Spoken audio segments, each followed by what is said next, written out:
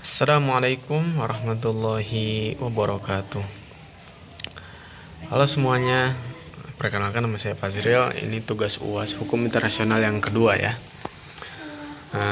Hari ini kita akan mengulas sebuah kejadian yang mengguncang dunia pada awal Januari 2026 terkait penangkapan Presiden Venezuela Nicolas Maduro oleh kekuatan militer Amerika Serikat di bawah pemerintahan former Presiden Donald Trump. Kita akan membahas apakah tindakan ini benar-benar terjadi, jika benar terjadi sesuai atau bertentangan dengan hukum internasional, dan apa konsekuensi hukumnya bagi sistem global yang sudah dibangun pasca Perang Dunia Kedua. Nah, yang pertama kita akan membahas apa yang dilaporkan terjadi. Menurut berbagai laporan global, pada 3 Januari 2026, Donald Trump menyatakan bahwa pasukan Amerika Serikat melancarkan peperangan besar terhadap Venezuela dan menangkap Presiden Nicolas Maduro beserta istrinya, Celia Flores, kemudian membawanya ke luar negeri. Beberapa media internasional juga menjelaskan bahwa rencana tersebut dilakukan sebagai bagian dari operasi militer yang melibatkan pasukan elit Amerika. Namun perlu dicatat bahwa banyak bagian dari klaim ini masih diperdebatkan dan mendapat kecaman dari negara lain dan pakar hukum internasional. Kemudian yang kedua, prinsip dasar hukum internasional yang relevan terkait kasus ini. Untuk memahami apakah operasi itu sah, kita harus melihat beberapa prinsip hukum internasional penting, yaitu ada Piagam Perserikatan Bangsa-Bangsa PBB. Pasal 2 ayat 4 Piagam PBB melarang penggunaan kekuatan militer terhadap kedaulatan dan integritas teritorial negara lain. Kemudian berita dari Kompas, hanya 2 pengecualian yang diakui secara luas. Pertama ada self defense berdasarkan pasal 51 PBB.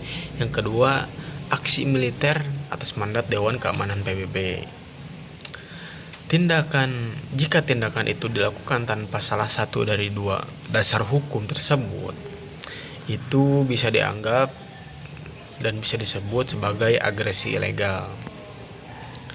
Nah, kemudian imunitas kepala negara. Dalam hukum internasional umum, seorang kepala negara yang sedang menjabat menikmati imunitas ratione personae. Artinya ia tidak dapat ditangkap atau diadili oleh pengadilan negara asing saat menjabat. Nah, ini adalah salah satu alasan mengapa pakar hukum internasional menyebut penangkapan semacam itu sebagai pelanggaran serius terhadap norma global. Kemudian yang ketiga, apakah ada dasar hukum dari Amerika Serikat?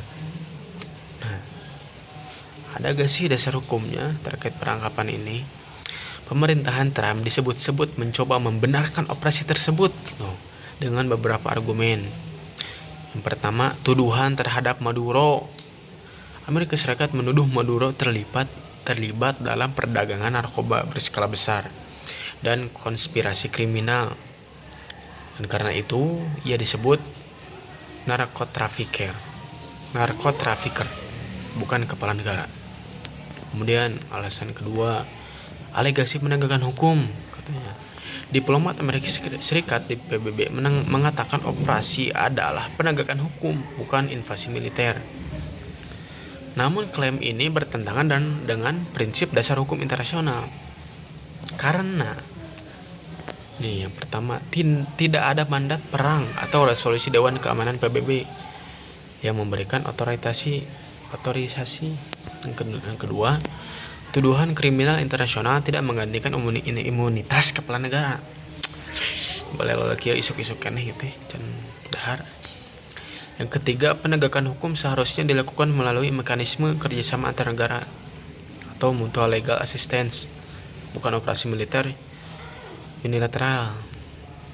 Nah, kemudian pembahasan kita, banyak pakar menilai kejadian ini melanggar hukum internasional. Mayoritas ahli hukum internasional yang diwawancarai menyatakan bahwa operasi tersebut kemungkinan besar melanggar hukum internasional dan piagam PBB. Beberapa poin utama kritiknya. Yang pertama, melanggar piagam PBB. Penggunaan kekuatan antar negara tanpa otorisasi PBB dianggap agresi. Kemudian imunitas kepala negara dilanggar. Kepala negara yang sedang menjabat tidak dapat secara sepihak dikejar oleh negara lain. Kemudian presiden berbahaya. Presiden berbahaya. Banyak negara di dunia melihat ini sebagai preseden yang dapat memicu serangan serupa di masa depan. Kemudian yang menjadi pertanyaan kita yang kelima itu implikasi kedaulatan dan sistem internasional. Kalau tindakan seperti ini dinormalisasi, beberapa risiko besar bisa muncul. Yang pertama, erosi piagam PBB. Sistem internasional saat ini dibangun di atas multilateralitas dan aturan yang mencakup larangan agresi. Jika negara besar mengabaikannya, prinsip ini bisa runtuh. Ketidakpastian keamanan global. Negara lain bisa mengklaim alasan mereka sendiri untuk melakukan tindakan serupa yang berpotensi mendorong konflik berskala regional. Kemudian krisis kepercayaan terhadap hukum internasional. Hukum internasional tergantung pada negara-negara kuat mematuhi aturan, bukan menghindarinya.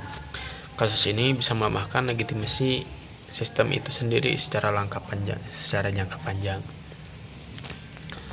Kemudian yang keenam, argumen pembelaan dari Amerika Serikat dan pendukungnya.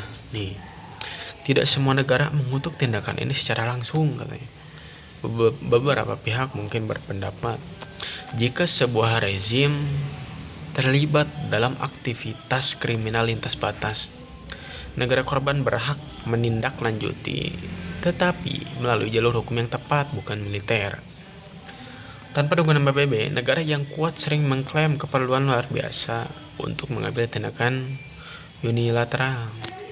Namun pandangan ini banyak dipandang kontroversial dan tidak kuat secara hukum internasional.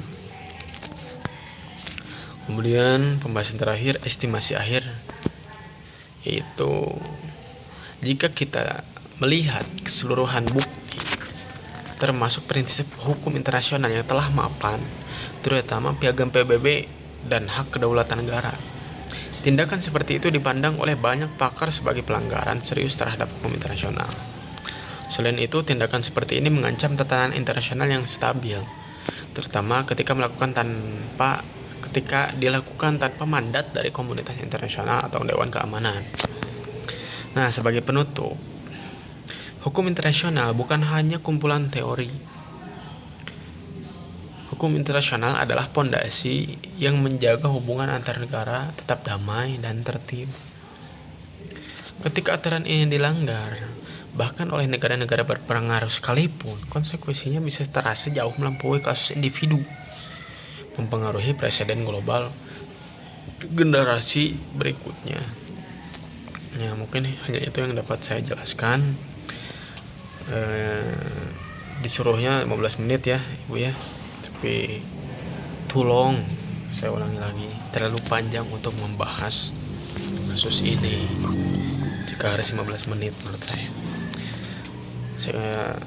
Maka saya jadikan singkat, padat, dan jelas. Kurang lebihnya mohon maaf. Terima kasih yang sudah memperhatikan dari awal sampai akhir. Wabillahi taufiq wal hidayah. Wassalamualaikum warahmatullahi wabarakatuh.